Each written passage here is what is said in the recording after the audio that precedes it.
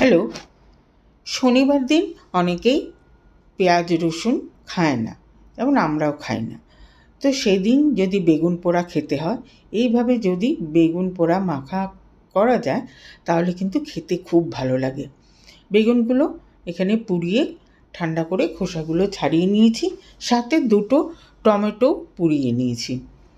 নিয়ে এইগুলোকে খুব ভালো করে চটকে একসাথে মেখে নেব।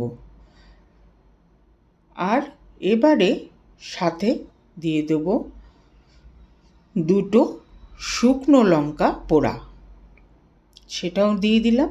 আর পরিমাণ মতো সল্ট দিলাম। এবারে দেব কাঁচা সর্ষের তেল দিয়ে খুব ভালো করে একদম চটকে মেখে নেব, যেন বড় বড় পিস না থাকে।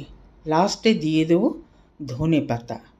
ব্যাস, একদম তৈরি হয়ে গেল নিরামিষ দিনে ধনেপাতা দিয়ে বেগুন পোড়া মাখা।